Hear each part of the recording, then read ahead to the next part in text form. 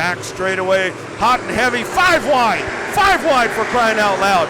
Down into the corner they go. They're 4 wide there. Oh my goodness, are they going to make it? Here they come around. Down at the bottom. They stay 4 wide at the start finish line. Mark Douglas holding on, but up to the top side. Justin Wyringa, the 27 car. Michael Wofford all over the back bumper. Lights are off. We are set to go. Into the start zone. David Sisk drops the green flag. We are off and racing.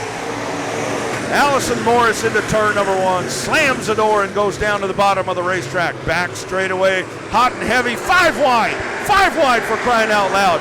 Down into the corner they go. They're 4 wide there. Oh my goodness, are they going to make it? Here they come around. Down at the bottom. They stay 4 wide at the start finish line. Mark Douglas holding on, but up to the top side. Justin Wyringa, the 27 car. Michael Wofford all over the back bumper. Down at the bottom, it is the 73 of Douglas trying to hang on. Oh my God, up to the top of the racetrack goes Thomas Hall, threading the needle. Justin Wyringa, he will lead down into the corner. They stay 4 wide. They've been 4 wide for 4 laps for crying out loud. Onto the back straightaway they go. Here comes, where did Jason Batt come from? He threads the needle and he goes to the front of the pack and he'll bring the field around. Jason Batt, your brand new leader at lap number 3. The acrobat, Jason Batt. What a phenomenal job of driving he does right there. Justin Wyringa up to the top side. Michael Wofford, car number 27. Dustin Mooney, Thomas Hall Jr. up to the top side. Throw a blanket over that bunch of cars right there. That is your battle for second. Wyringa, the 27 car of Wofford. The 21 of Mooney. Here comes Lance Hansen Jr. Up to the top of the racetrack goes Wyringa. Thomas Hall Jr. up to the top side in car number 114. Now you got a side-by-side battle. Mooney hanging on. Thomas Hall Jr. driving the wheels off of that race car up on the top shelf here at heart of Texas Speedway, hanging on Wofford. They get turned around just a little bit. Lance Hansen Jr. goes around, sits at the bottom of the racetrack. A little bit of contact there was Allison Morris. And Lance Hansen Jr. will sit down at the bottom of the racetrack. Thomas Hall Jr. right there. Dustin Mooney down on the bottom. You got a dogfight happening right there. Racing down into turn number 1. Wofford runs in the 4th spot, followed by Wyringa. Cameron Cook, 3 wide down into the corner. Anthony Otkin with a move right there. Contact with Allison Morris. Allison Morris spins, and she sits at the top of turn number 2.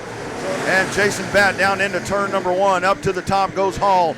Rim riding down at the bottom feeding is Dustin Mooney, side by side behind him, Wofford. He's got Wyringa up on the top side. Cameron Cook runs side by side behind them. Lap number 7 in the books. It is 1 car length for Jason Batt in car number 9. Up to the top of the racetrack goes Thomas Hall Jr. Side by side the battle for the 2nd spot. 21 car down on the bottom. That's Mooney. Good drive up on the top side, laying that thing sideways is Thomas Hall Jr. as they race down into turn number 1. It's 2.5 car lengths for Jason Batt.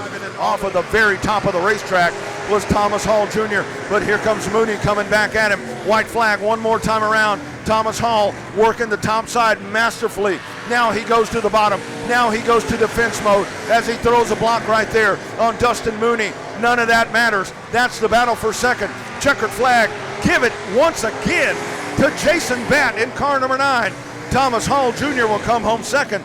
Dustin Mooney will sail into the 3rd spot. Once he got out front, he had that new medieval machine, motor powered, going to the front. All right, this is your street stock race from a couple of weeks ago. We got rained out. Thank you for keeping Day Motorsports in business for over 50 years.